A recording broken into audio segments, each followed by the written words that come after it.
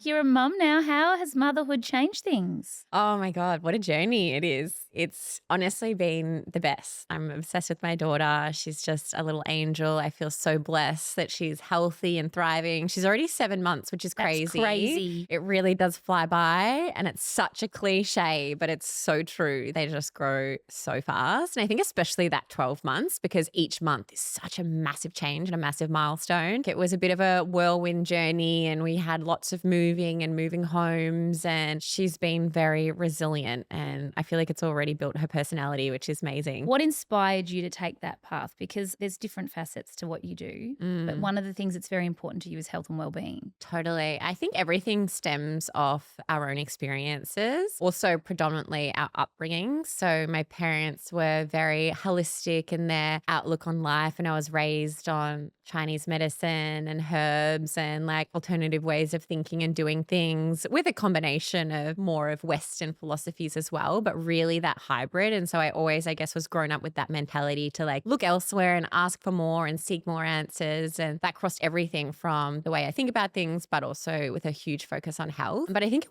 was really when I had my own health journey throughout my early 20s when I came off the contraceptive pill. After about 4 years on it, I just broke out in really severe acne. And that was a story of mine that lasted for probably about 7 years. And it's still something that I feel like I'm probably going to have to manage my whole life to a degree. But it was really then being like, okay, I need to take control of my health and my life and my lifestyle to figure out what's going wrong internally. And for me, I was never willing to take something like Accutane because I really wanted to get to the root cause of the problem. It was my own journey that I guess got me into educating myself on health. And I studied at the Institute of Integrative Nutrition, which is just like an online course, but super in-depth and awesome, a 12-month course about nutrition and integrative medicine, and just deep diving into all my own research and other great practitioners and people like yourself, and just immersed myself in it. And I guess that's kind of really how it all started. And then I started sharing a lot of it online. I mean, the path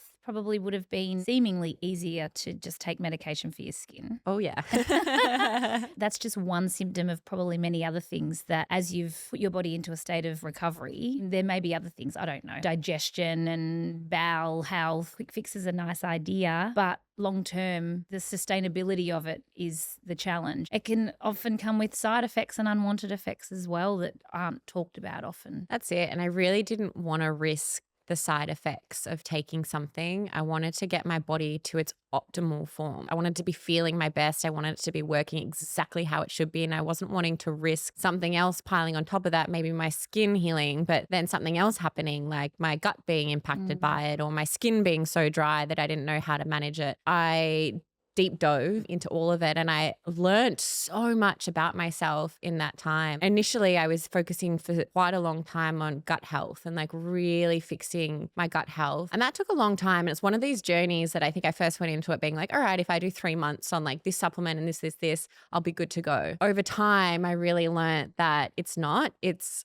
for the long haul. So you've got to look at the big picture and how you're fully changing your life and how you're going to integrate this forever. And it took me a while to come to that realization. And it took me a while till I actually started implementing long-term changes and actually changing lifestyle habits, like going out every weekend and drinking and binge drinking in my early 20s like I was doing, and not allowing myself the cheat days and the cheat meals of the foods that I knew were really going to cause inflammation to my body. So I was learning so much. I was learning about foods that I was intolerant to, so not allergic to, but just intolerant to the specificity or to the even the knowledge of eating something like pork, knowing that that was upsetting me. So spending a lot of time figuring out my food, then spending a lot of time rebuilding my gut microbiome and healing that. And then from there, after doing that for a few years, I still hadn't quite gotten there. So I was like, okay, what's next? So then it went into all the hormone testing. Where are my hormones out of whack? That's when I realized I had elevated testosterone levels, and why I was still getting these persistent breakouts around my jawline and still getting these like cystic breakouts. So I was learning all these things, and yes, it was taking a long time and it was frustrating at times, but I knew the bigger picture of, wow, how amazing will it be when I get through all of this? I will have so much awareness of my body that I can carry through for my whole life, that'll help me in years to come when I'm going through potentially some other kind of health crisis. So I found it very empowering. Again, the quick fix is a nice idea, but there's a lot of other things and challenges that come along with all of that. Speaking to you all the time, we've just got to figure out what it's actually saying. You said up until recently. Yes. Did it change? Did your skin change with being pregnant? It actually did. Yeah, that's never fun.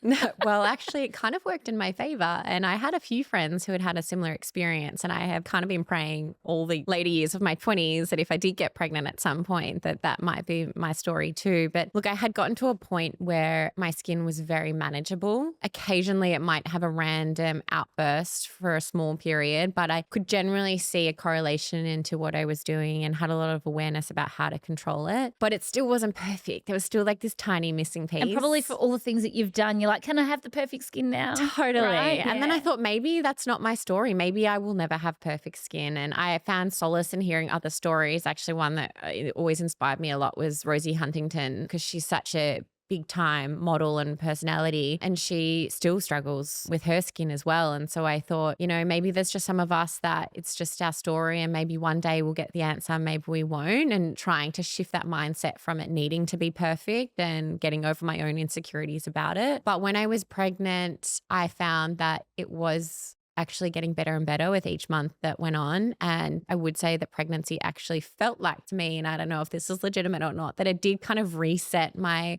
hormones and all my body. My skin, it had a little minor outbreak in the first couple of weeks after giving birth. But since then, it's honestly been the best that it's been in such a long time. And I feel like it was a really good reset for my system. And it's not uncommon for that to be the case, but also things shift, priorities shift, time, even though it's hectic to have a little one, there is other time where you're at home more, for example, so you're more likely to prepare things. Have you seen that? Yeah, definitely. Except you've been traveling a lot actually lately. Well, yeah, no, but also been home a lot. And that's such a good point you make, because there's so many different factors that can correlate. Becoming a mum and even being pregnant changed so much of my daily routine and my daily habits. And I used to be someone who was very big on HIIT workouts. And I also used to do a lot of fasting, intermittent fasting. I'm now aware that for a prolonged period of time, getting up early in the mornings, having a coffee, going to the gym, sprinting my heart out, coming home, fasting until lunchtime was just causing a wreak of havoc to my body. I started getting awareness about that and changing my routine. But when I was pregnant, I started getting pelvic girdle pain quite early on. So I had to pull back on all my running and strip everything back from very, very early on. And I think